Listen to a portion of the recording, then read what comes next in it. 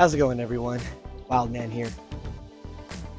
Now, in today's episode, it's a very warm spring day.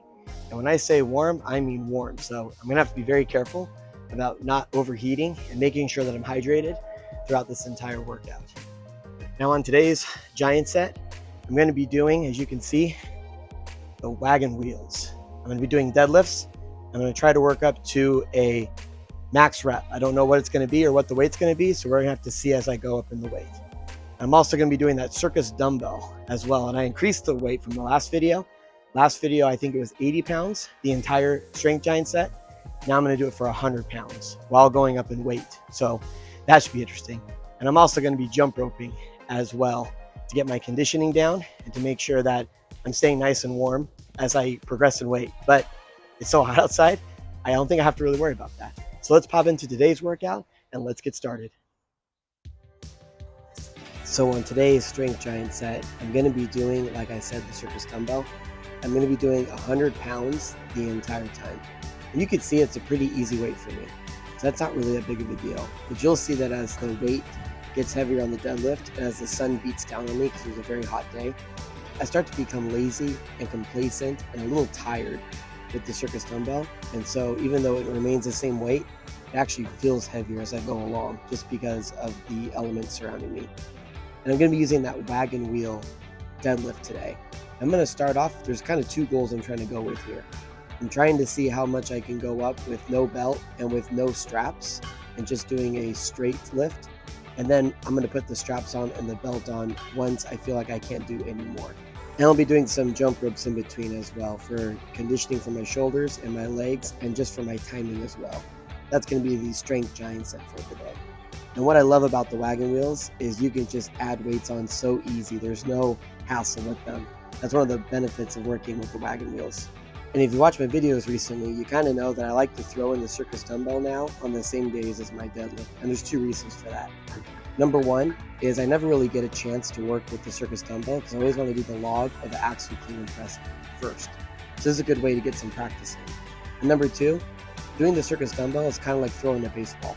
You just need to be able to practice your technique and throw it in every once in a while, otherwise you're going to lose it.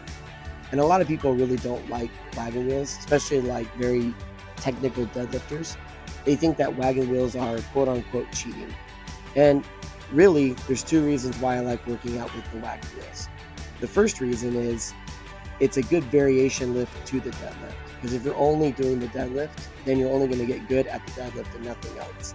And it's a great way to continue to lift heavy every single week if you just vary the deadlift instead of starting over and having to do it for reps for a lot lighter weight. So it's kind of a good way to do that. And it also helps build overall strength. That's why it's good to kind of vary the deadlift and throw something on like the wagon wheels. And the second reason is you'll see wagon wheels in strongman competitions. And I love strongman. That's what I like to do. If I didn't like strongman, then why the heck am I doing that circus dumbbell, right? Otherwise, there's no purpose for that. But you'll see wagon wheels in strongman competitions. So it is something good to practice. And if you are a good mixed grip deadlifter, transitioning over to the wagon wheels really won't be that big of a deal, especially if you get your air at the top in your brace and you lower yourself to the weight. I find that the wagon wheels are easier. But if you're using straps like I am, that kind of changes the lift completely. It's a lot harder to kind of get that stretch reflex in your hamstrings at the bottom of the lift, which is what a lot of lifters need, especially if they're using straps or if they get their brace and their air at the bottom of the lift. That's just kind of what I felt in my experience. Now, my goal for the wagon wheels was I didn't really know. I kind of wanted to see what I could do with just no equipment on whatsoever and see how many reps I could do from there. Because that bar will roll back into your thumb, and that's why it's really hard to hold on to that bar comparatively into the other powerlifting movements. But this was moving very good. I was very surprised with myself. I was feeling really good and really strong. The only thing that was kind of weighing on me was that it was hot outside. So it's kind of me versus the sun at this point, which adds a very different element to the lifts and to the workout. So I didn't mind it. And also increasing the weight to 100 pounds. You can see here, the weight is getting heavier on the deadlift. Therefore, the circus dumbbell is starting to get a little harder for me. You can see there, I'm starting to get complacent and lazy with the dumbbell. So I need to keep my mind focused throughout the whole workout. And that's kind of what the circus dumbbell does. And it really helps with the deadlift because I'm able to really move my hips in a full body athleticism movement. And that makes it so that I have to bring that over to the deadlift. So I really like doing this prior to doing the deadlift because I feel like that it's a good antagonistic movement to do. So I'm able with 315 to move very efficiently. And you can see that I kind of reset completely at the bottom in a singles format like I've talked about in most of my videos. And that allowed me to re-grip the bar again. So that was kind of helpful versus just doing reps with the tension on my hands the entire time. But I was still grateful for that because that was something that would be very difficult for me to do without the straps. So since I was able to do that, I kind of figured, let's just keep going up to see how well I can continue to progress. Because eventually I'm gonna have to start only doing one rep to make sure that I'm gonna be able to be primed and ready for my top set. Because deadlift can completely zap your spinal erectors, which is what you need when you're lifting heavy. And it's the fastest thing that will absolutely shut those down. And then even though you'll feel good, your spinal erectors will just be like, nope, I'm not gonna lift it. So for 365 pounds, this is where I kind of hit the brake on it. I started to roll out of my hands as it rolled back towards my thumb.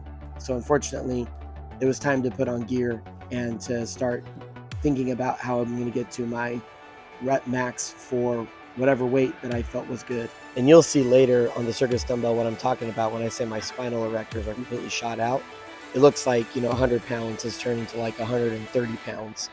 So that's kind of the reason why when I'm deadlifting, I have to be conscious in reps as I'm working up to my rep max, because I'm not really sure how I'm going to be able to finish the workout when my spinal erectors are not working, which is basically what they say like central nervous system fatigue is. It just means that your spinal erectors no longer are supporting your spine, or at least your brain thinks so. So it just stops being able to lift weight. So this is 405 pounds. Even though this moves very quickly, I can kind of feel like it wasn't going to be good if I tried to go up like, a smaller increment for one until I got to like 455 or 475.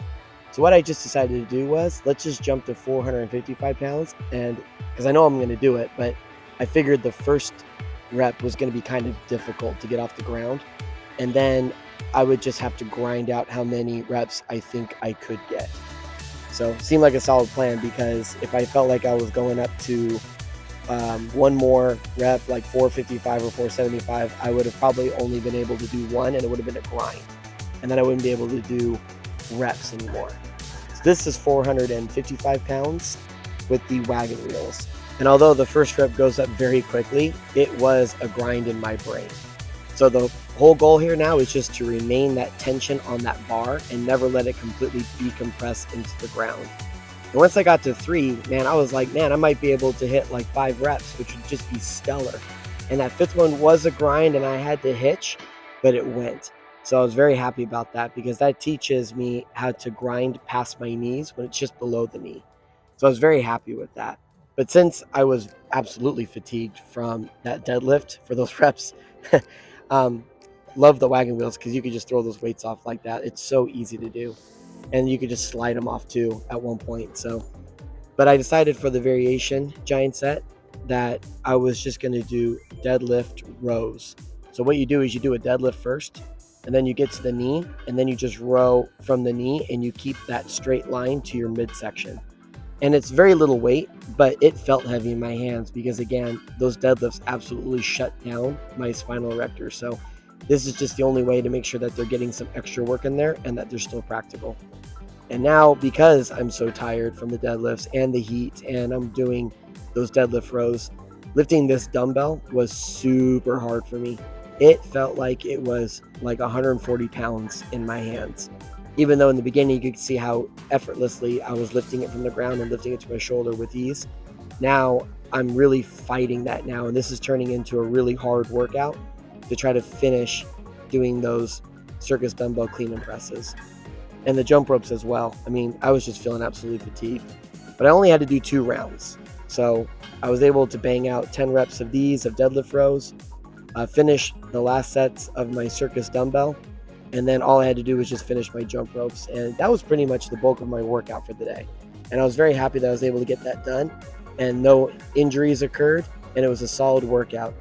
And then I moved on to the accessory giant set, which is 3 rounds. I was doing tricep push-ups to finish off my chest and my triceps, since I was working those with the circus dumbbell. And supination curls, which are super important to do for your biceps, as I've ruptured both my biceps in order to keep that bicep healthy. And I did hitchhikers as well for shoulder health. And that was the workout for the entire day. Alrighty, so that's going to cover it for today's episode. I really appreciate everybody stopping by, and I'll see you next time. Thank you.